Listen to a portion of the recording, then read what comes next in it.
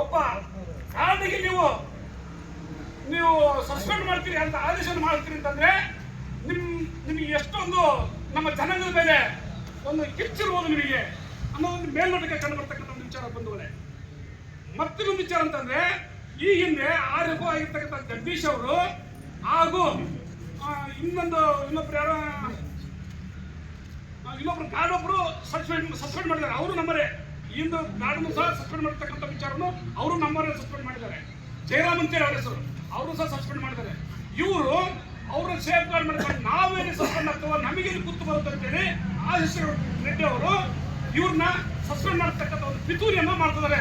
ಇದು ಮೇಲಾಗಿ ಸಸ್ಪೆಂಡ್ ಆಗ್ತಕ್ಕಂಥ ವಿಚಾರ ಯಾರಿಗೆ ಅಂತಂದ್ರೆ ಮೊಟ್ಟ ಮೊದಲಾಗಿ ಡಿಎಫ್ಒ ಸಸ್ಪೆಂಡ್ ಆಗ್ತಕ್ಕಂಥ ವಿಚಾರದಲ್ಲಿ ಡಿಎಫ್ಒ ಮತ್ತು ಅಲ್ಲಿರ್ತಕ್ಕಂಥ ಜಗದೀಶ್ ಅವರು ಸಸ್ಪೆಂಡ್ ಆಗಬೇಕು ವಿಚಾರ ಬಂದಾಗ.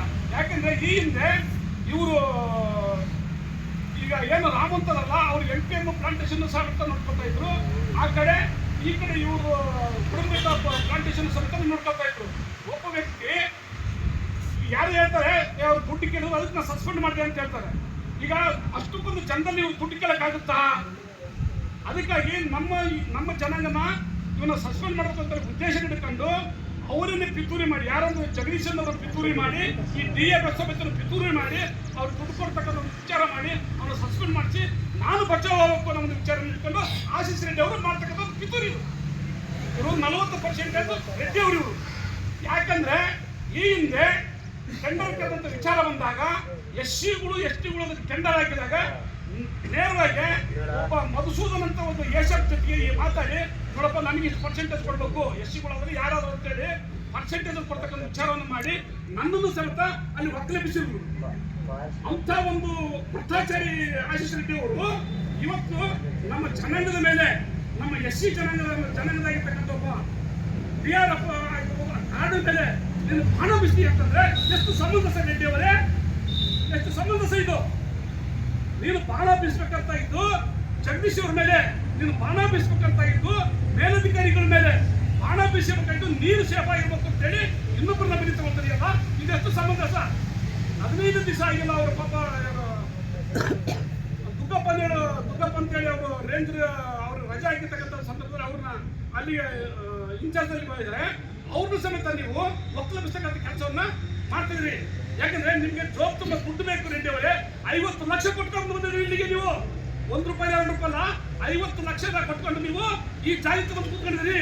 ಆ ದುಡ್ಡನ್ನ ಶೇಕ್ ಮಾಡ್ಕೋಬೇಕು, ಆ ದುಡ್ಡು ನಾವು ಮತ್ತು ಪೂರ್ಣಗೊಳಿಸಬೇಕು ಅನ್ನೋ ಒಂದು ವಿಚಾರ ನಡ್ಕೊಂಡು ನೀವು ಇವತ್ತು ನಮ್ಮನ್ನ ಬಲಿ ಮಾಡ್ತಿದ್ರಿ. ನೀವು ಅಂಗಬದ್ಧನ ನೀವು ಇಲಾಖೆಗೆ ಭದ್ರಾವತಿಗೆ ಕೆಲವು ವಿಚಾರಗಳಿದೆ. ಪರ್ಸೆಂಟೇಜ್ ಎಲ್ಲಿಗೆ ನೀವು ಗಿಡ ಕಟ್ಟಿದ್ರಿ? ನೀವು ಒಂದು 25 ಹೆಕ್ಟರ್ಗೆ 5,000 ಗುಂಡಿ ಹೊಡಿಬೇಕು ಅಂತ ಹೇಳಿ ಕಾನೂನಲ್ಲಿದೆ. 5,000 ಗುಂಡಿ ಹೊಡಿತಾಗ ಇವರು 3,000 ಗುಂಡಿ ಹೊಡಿತಾರೆ. ಇನ್ನು 2,000 ಗುಂಡಿ ಎಲ್ಲಿ ಹೋಯ್ತು? ನಮ್ಮ ಅಪ್ಪ ತಿನ್ನ, ನಿಮ್ಮ ಅಪ್ಪ ತಿತ್ತದನ, ಏನು ಬಡವರು ತಿತ್ತದಲ್ಲ? ಯಾರು ದುಡ್ಡದು? ಯಾರು ದುಡ್ಡು ಸ್ವಾಮಿ? ಇವತ್ತು ಚನ್ನಗಿರಿ ರೇಂಜಲ್ಲಿ 150-200 ಹೆಕ್ಟರ್ನ 300-400 ಹೆಕ್ಟರ್ನ ಮಾಡ್ಕೊಂಡ್ರಿ.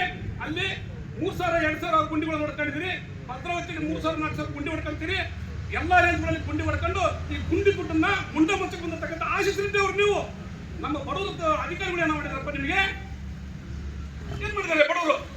ಹಾಗಾಗಿ ಈ ಬಡವರ ಮೇಲೆ ಕನಿಕರ ಇರ್ತಾರೆ. ನಿಮಗೆ ಒಂದು ಬಾಣವನ್ನು ಬೀಸ್ತಕ್ಕಂಥ ಪ್ರವೃತ್ತಿನ ನೀವು ಫಸ್ಟ್ ಬಿಡಿ. ಇಲಾಖೆಯಲ್ಲಿ ನಮ್ಮ ಜನಾಂಗಕ್ಕೆ ಇವತ್ತು 2015ರಿಂದ ಈ ಕಡೆ ಏನ್ ಜಮೀನು ಮಾಡ್ಕೋಬೇಕು ಆ ಜಮೀನನ್ನ ಖುಲ್ಲಪಡಿಸ್ಬೇಕು ಅಂತೇಳಿ ಸರ್ಕಾರ ಆದೇಶ ಮಾಡಿದ್ದಾರೆ. ಇವ್ರು ಏನ್ ಮಾಡ್ತಾರೆ ಅಂತಂದ್ರೆ ಈ ಹಿಂದಿನಿಂದ ಬಂದಿರ್ತಕ್ಕಂಥ ಜಮೀನನ್ನ ಬೃಹತ್ತಾಕಾರ ಬೆಳೀತಕ್ಕಂಥ ಅಡಿಕೆ ಮರವನ್ನ ಬಡವ್ರ ಮಾತ್ರ ನೋಡಿ ಅವ್ರನ್ನ ಮರಗಳನ್ನ ಕಟಾವು ಮಾಡೋದು, ಅವ್ರ ಹೊರಗೆ ಕಂಚೋಡಿಸೋದು, ಅವ್ರನ್ನ ಖುಲ್ಲಪಡಿಸೋದು, ಅವ್ರಿಗೆ ಓಡಾಯಿಸೋದು, ಅವ್ರನ್ನ ಕೇಸ್ ಹಾಕೋದು, ಅವ್ರಿಗೆ ಹೈಕೋರ್ಟಿಗೆ ಕಳಿಸೋದು, ಈ ಒಂದು ಕೆಲಸವನ್ನು ಮಾಡ್ತಕ್ಕಂಥ ಈ ರೆಡ್ಡಿ ಅವರೇ ಇದನ್ನು ಬಿಡಿ. ಫಸ್ಟ್ 10 ಎಕರೆ 20 ಎಕರೆ ಮಾಡಿರ್ತಕ್ಕಂಥ ಮೇಲ್ವರ್ಗದವ್ರನ್ನ ಆಸ್ತಿಯನ್ನು ನೀವು ಸೇಫ್ ಗಾರ್ಡ್ ಮಾಡ್ತಿದ್ರಲ್ಲ, ಅದು ಯಾವ ನ್ಯಾಯ? ಅದೇ ನ್ಯಾಯಪ್ಪ ರೆಡ್ಡಿ ಅವರೇ. ದಯವಿಟ್ಟು ಒಂದು ಮಾತಾಡ್ತಾರೆ. ಈ ಬಡವರದ ಈ ನ್ಯಾಯನ, ಈ ಬಡವರದ ಅನ್ಯಾಯ ಆಗ್ತಕ್ಕಂಥ ಅನ್ಯಾಯನ ನಾವು ಇವತ್ತು ಕಳಿಸಬೇಕಾಗಿದೆ.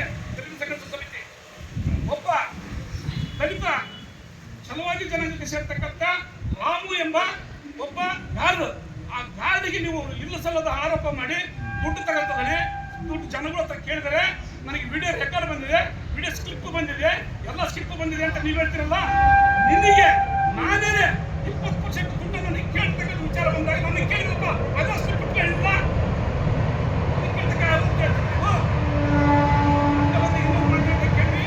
ನಮ್ಮ ಬಡವರನ್ನ ಒತ್ತರಿಸೋದಾಗ್ಲಿ, ನಮ್ಮ ಬಡವರ ಅಧಿಕಾರಿಗಳನ್ನ ಸಸ್ಪೆಂಡ್ ಮಾಡೋದಾಗ್ಲಿ, ಈ ವಿಚಾರವನ್ನು ಬಿಟ್ಟು ಇಲ್ಲಿಗೆ ಇದು ಆಂಧ್ರ ಅಲ್ಲ, ಇದು ಕರ್ನಾಟಕ.